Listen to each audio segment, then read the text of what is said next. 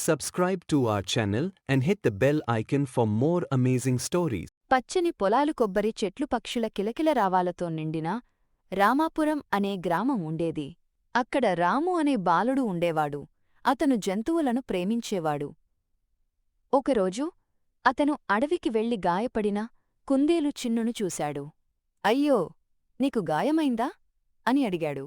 రాము చిన్నుకు మందు వేసి ఇంటికి తీసుకెళ్లాడు. ఆ రోజునుంచి చిన్ను రాముకు మంచి స్నేహితుడయ్యాడు. చిలుక రాము, మన అడవి ప్రమాదంలో ఉందిద.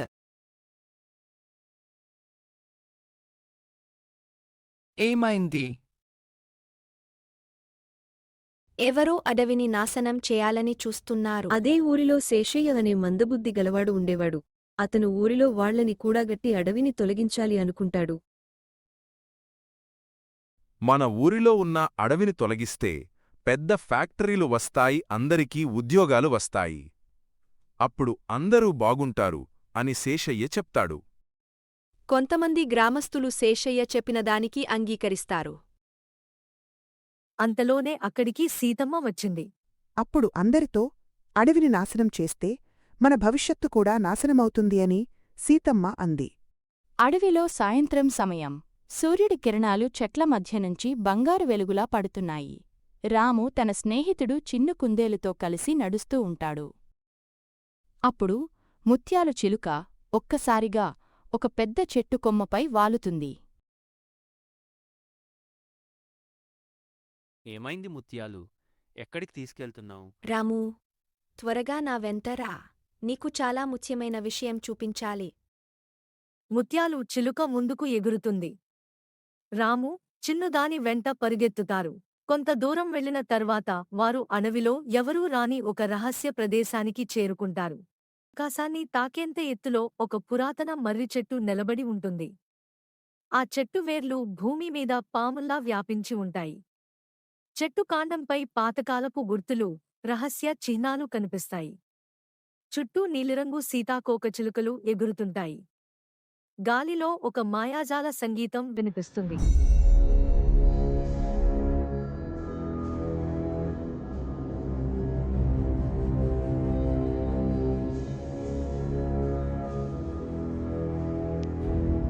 అంతలోనే చెట్టు వేర్ల దగ్గర దాగి ఉన్న ఒక పాత రహస్య పెట్టె రాము కంటపడింది. ఆసక్తితో అతను ఆ పెట్టె దగ్గరకు నెమ్మదిగా వెళ్ళాడు. అందులో ఒక రహస్య మ్యాప్ ఉంటుంది. ఆ రహస్య మ్యాప్పై ప్రకృతే నిజమైన సంపద అని రాసి ఉంటుంది. కొద్దిసేపటికి భారీ బుల్డోజర్లు, చెట్లను నరికే యంత్రాలు అడవిలోకి ప్రవేశించాయి. వాటి శబ్దంతో అడవి మొత్తం దద్దరిల్లిపోయింది. చెట్లు నరకడం ప్రారంభమవుతుంది. పక్షులు గట్టిగా అరుస్తాయి. ఆ దృశ్యం చూసి జింకలు, కుందేళ్లు, ఉడుకలు భయంతో అన్ని వైపులా పరుగులు తీశాయి. కోతులు తమ పిల్లలను గట్టిగా పట్టుకుని చెట్టు నుంచి చెట్టుకు దూకాయి. అడవి మొత్తం భయంతో వణికిపోయింది. అకస్మాత్తుగా ఆ భారీ పురాతన చెట్టు వెలిగిపోతుంది. ఆ చెట్టు నుంచి వెలువడిన కాంతి అడవి మొత్తం వ్యాపించింది. అందరూ ఆశ్చర్యంతో ఆ దృశ్యాన్ని చూస్తూ నిలిచిపోయారు. అంతలోనే ఆ పురాతన మర్రి చెట్టు తొర్రలో నుంచి ఒక గంభీరమైన స్వరం వినిపించింది. ఆ స్వరం అడవి అంతటా ప్రతిధ్వనించింది. గ్రామస్తులందరూ ఒక్కసారిగా భయంతో చుట్టూ చూడసాగారు. ఈ అడవే మీ గ్రామానికి జీవం. ఈ చెట్లే మీకు స్వచ్ఛమైన గాలిని అందిస్తున్నాయి. ఈ అడవి వల్లే మేఘాలు వచ్చి వర్షాలు కురిపిస్తున్నాయి. మీ పొలాల్లో పండే ప్రతి గింజ వెనుక ఈ ప్రకృతి ఆశీర్వాదం ఉంది. ఆ గంభీరమైన స్వరం విన్న గ్రామస్తుల గుండెల్లో భయం మొదలైంది. అందరూ ఆశ్చర్యంతో చెట్టు వైపు చూస్తూ నిశ్శబ్దంగా నిలబడ్డారు. గ్రామస్తులందరూ తాము చేస్తున్న తప్పు గురించి ఆలోచించడం ప్రారంభించారు.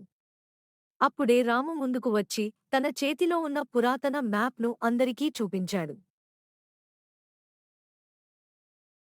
సర్పంచ్ నెమ్మదిగా ముందుకు వచ్చాడు. అతని కళ్లలో ఆందోళన, కానీ మాటల్లో ధైర్యం కనిపించాయి. గ్రామస్తులారా, మనం ఈరోజు ఒక ముఖ్యమైన నిర్ణయం తీసుకోవాల్సిన సమయంలో ఉన్నాం. డబ్బు మన జీవితానికి అవసరమే. కానీ డబ్బు కోసం మన జీవనాధారమైన ప్రకృతిని నాశనం చేయడం సరైనది కాదు.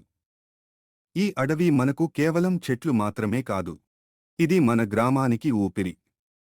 ఈ చెట్ల వల్లే మనకు స్వచ్ఛమైన గాలి లభిస్తోంది. ఈ అడవి వల్లే వర్షాలు కురుస్తున్నాయి. ఆ వర్షాల వల్లే మన పొలాల్లో పంటలు పండుతున్నాయి. డబ్బుతో మనం ఇళ్ళు కట్టవచ్చు, కానీ వర్షాన్ని కొనలేం. డబ్బుతో మనం వస్తువులు కొనవచ్చు, కాని స్వచ్ఛమైన గాలిని సృష్టించలేం. ఈరోజు కొంత డబ్బు కోసం అడవిని నరికేస్తే రేపు మన పిల్లలు నీటి కోసం, నీడ కోసం, ఆహారం కోసం కష్టపడాల్సి వస్తుంది. మన పూర్వీకులు ఈ ప్రకృతిని మన కోసం కాపాడారు. ఇప్పుడు దానిని కాపాడే బాధ్యత మనది. గుర్తుంచుకోండి, డబ్బు పోతే మళ్లీ సంపాదించవచ్చు, కానీ ప్రకృతి నాశనమైతే తిరిగి తీసుకురావడం చాలా కష్టం.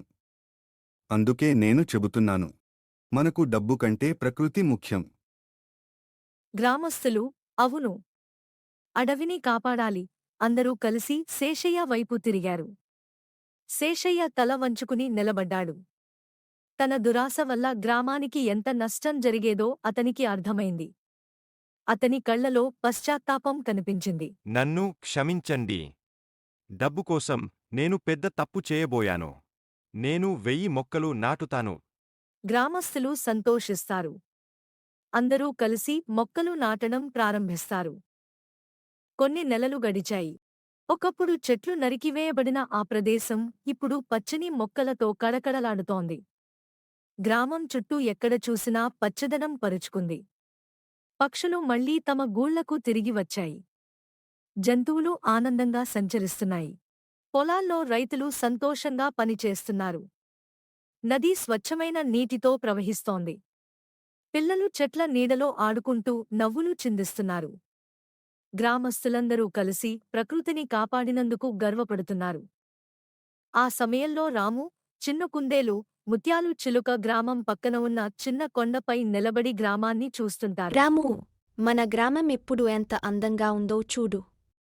ఇది మీ అందరి కృషి ఫలితం. మీరు ప్రకృతిని కాపాడారు. ఇప్పుడు ప్రకృతి మిమ్మల్ని ఆశీర్వదిస్తోంది. రాము చిరునవ్వుతో గ్రామాన్ని చూస్తూ అన్నాడు, ఒక్క మనిషి మారితే ఒక కుటుంబం మారుతుంది. ఒక గ్రామం మారితే భవిష్యత్తు మారుతుంది. అప్పుడే ఆకాశంలో రంగురంగుల పక్షులు ఎగురుతూ కనిపించాయి. సూర్యాస్తమయం బంగారు కిరణాలతో గ్రామాన్ని మరింత అందంగా మార్చింది. ప్రకృతిని ప్రేమించేవారు కేవలం చెట్లను మాత్రమే కాపాడరు, భవిష్యత్ తరాల జీవితాలను కూడా కాపాడుతారు. రాము, చిన్ను, ముత్యాలు మనకు ఒక గొప్ప పాఠం నేర్పారు. మన చుట్టూ ఉన్న ప్రతి చెట్టు, ప్రతి మొక్క, ప్రతి జంతువు ఈ భూమికి అమూల్యమైన సంపద. వాటిని కాపాడటం మన బాధ్యత, మన భవిష్యత్తు కోసం.